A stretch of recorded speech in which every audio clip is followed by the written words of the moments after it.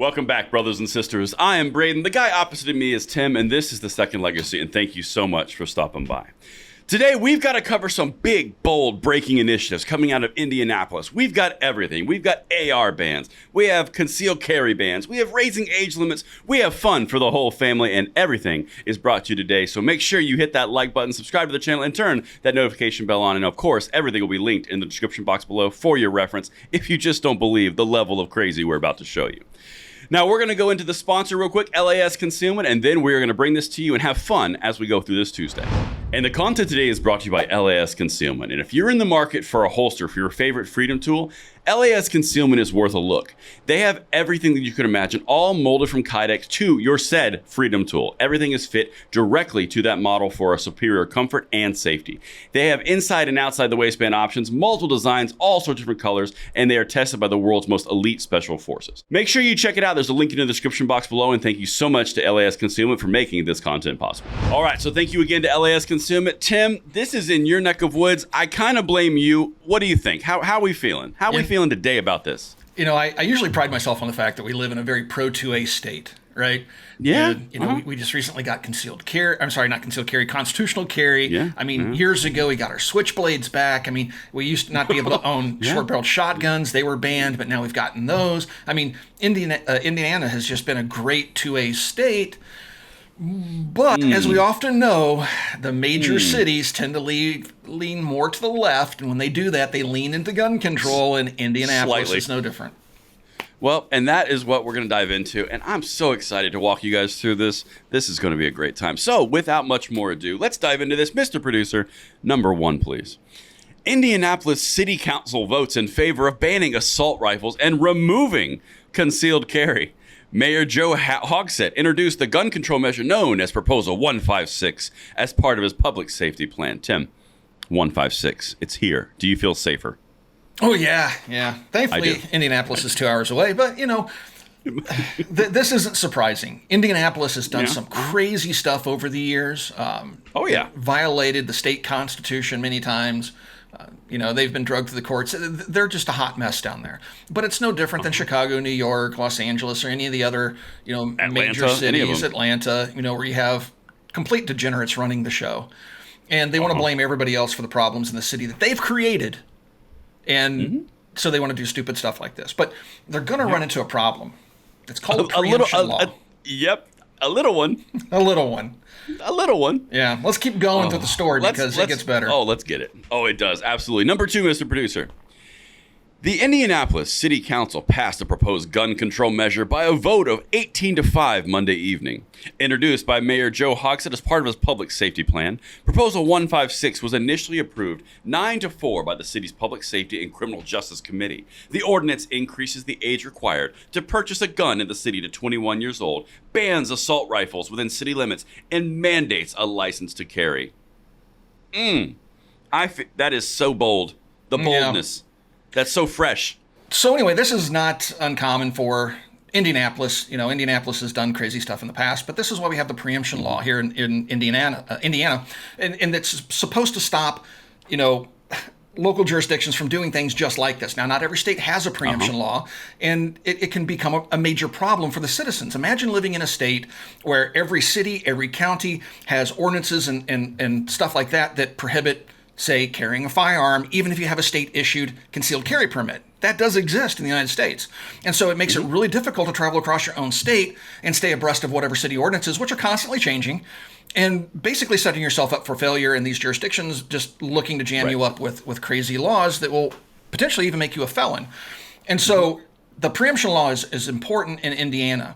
And what's crazy is you go deeper into this story, the people that passed this ordinance are trying to pass this ordinance, they know this.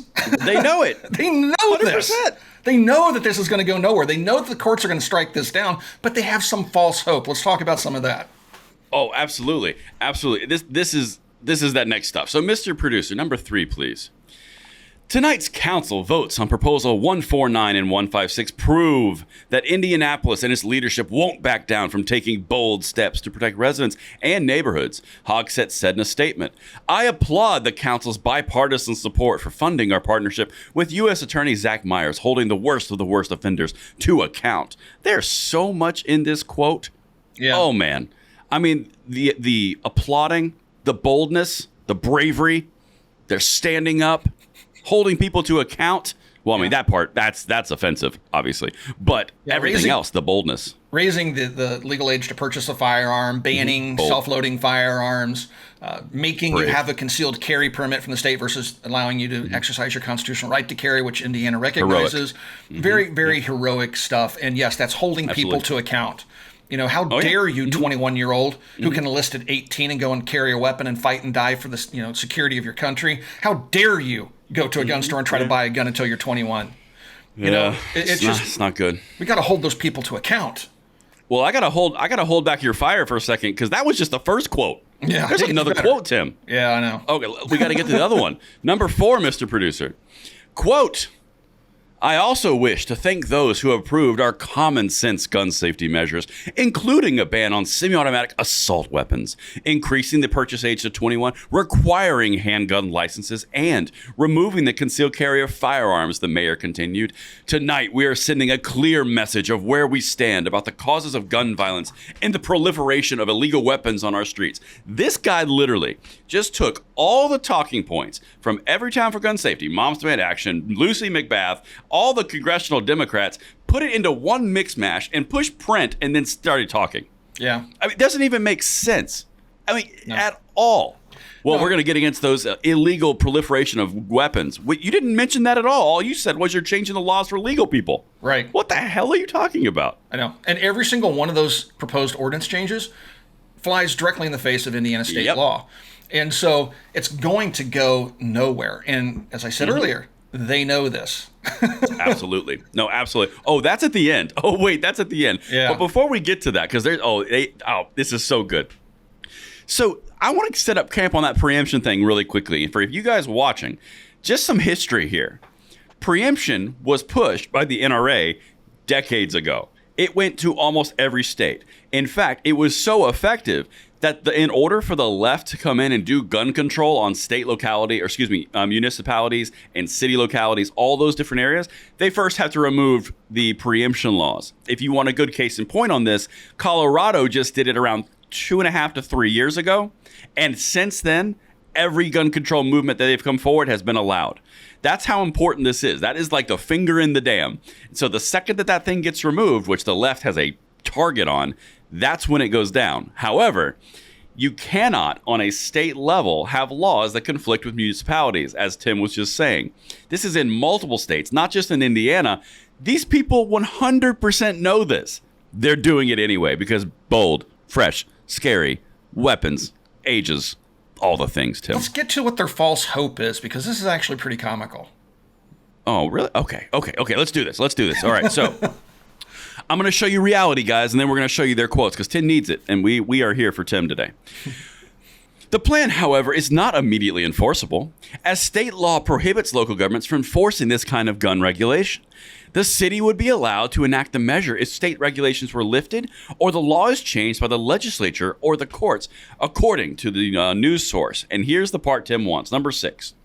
Quote, you may call this toothless, but this is us taking a stand because it's too much, Democrat Councilor Allie Brown said. The council also approved a proposal for the city to add 3 federal prosecutors who will focus on prosecuting federal gun crimes as part of the mayor's public safety plan. So you may call it toothless, because it is, but this is us taking a stand in a quicksand. Yeah, we're taking a stand that does nothing, but hey, we're virtue signaling. Yeah, here's what they're holding out for, folks.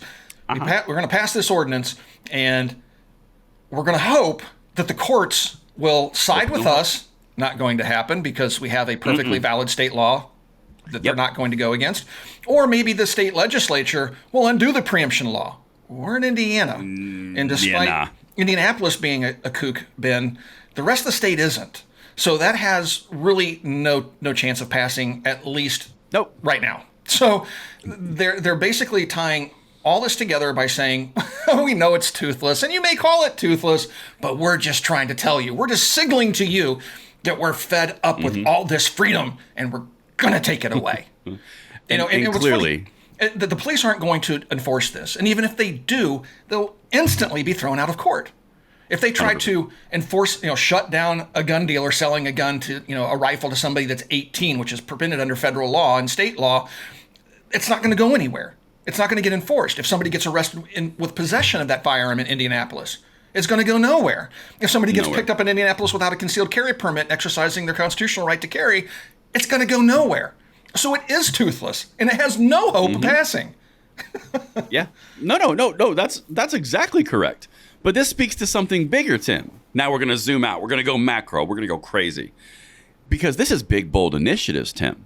This is all about that changing, standing up to the machine, the gun lobby, all the things. Stand up to the NRA. Proliferation. Exactly, the proliferation. It's bad. Assault weapons. But in all seriousness, the thing that they're doing is the same thing that the Democrats are doing on the national scale. They're trying to put out discharge petitions to get House votes around the Speaker McCarthy. That's not happening. They're trying to put forward all of this funding stuff because it's virtue signaling. It's all about getting the suburban women vote. I've covered this on my channel consistently. They are pivoting, and the way that they are pivoting is to pivot to 2024 to get more seats, to do the things they want. We start this whole fight all over again with a new baseball team, effectively. That's what they're trying to do. All of this stuff is angled towards electing themselves more power in 2024 and more fundraising in the election cycle coming up. This is pretty gross because your rights are clearly something for them to fundraise on to violate said rights. Yeah. All the while preemption is there to kick them right in the teeth, even though they're toothless. Kick them in the gums. Kick them in the teeth because they're toothless. It's not going to hurt them. Exactly. Kick them in the gums. Yeah. Like you said, it's just pure virtue signaling and playing politics, and it's a move to try to win over a soccer mom or two. It's going nowhere, at least in this state. The way the current political makeup is in the state, it has zero chance of going anywhere. So again, this is all for headlines, which they're getting. This is all for attention, which they're getting. And it's kind of comical, but it's not, because these people are actively working against the Constitution and people's rights. And this is what I've talked about, and we've talked about in past videos. When you go against the Constitution, the state Constitution, the federal Constitution, when you go against people's rights, maybe you don't belong in prison, but you certainly belong out of office. Yeah. There has to be a mechanism in place to impeach these people and just get them out of there when they start going against the Constitution. Yeah. Not going to happen, but we can. I'm just being toothless over here. And yeah, I just had a thought, Tim. What's that? I think we fell into a trap. What if this whole thing was to get us to cover this and give them more exposure? Oh, it was. What if they want what if it's 4D chess? Is this 4D chess? Thankfully, our audience is wise to their silliness. They're down to their wiles. I don't know some other cool phrases. I would imagine we don't get a whole lot of anti-gunners watching the channel, but you never know. Oh man, if you do, we would love to talk to you. Absolutely. Please fill out the form right down there in the description box. I promise I will make Tim be nice. Yeah, I'm not Harry Sison and I'm not Davey Hogg. I will debate you. Yeah, let's do it. But I don't read off a propaganda sheet and parrot things that I'm handed on a piece of paper. I actually have my own thoughts, and I can defend them. Oh, we know. Oh, we know, Tim. But that's a genuine offer. If you're out there and you think you have some points that you'd like to bring up to the audience, the gun-loving, freedom-loving, patriot Second Amendment supporting group called the Second Legacy, we'd love to have you on. Mm-hmm. I look forward to your call. We'll even be nice to you. I will. I absolutely will. I'm a big teddy bear. Just want to have a debate. That's all. Right? Not going to get ambushed. It'd be a short one. Just a debate. You bring your facts and I'll bring ours. And so will Braden. Yep. And so, rude. Well, wrap us up. We're getting off of. We are. What's interesting is this will play out, and if something changes in this, like a meteor hits the planet, and all of a sudden, they actually win in the courts, and whatever, we'll definitely bring that to your attention. But this is just going to peter out and die. This is pure political jockeying for the 2024 election cycle, and it doesn't really have any teeth as they acknowledge themselves. But again, if something changes, we'll bring that information to you here on The Second Legacy. If you guys like to be part of the show, you can follow the link in the video description below. We were just talking about that. Doesn't matter if you're pro-gun or anti-gun. We'll get you on the show. We'll have a conversation, and we promise to be nice. All right, thank you for watching. We'll talk to you guys soon.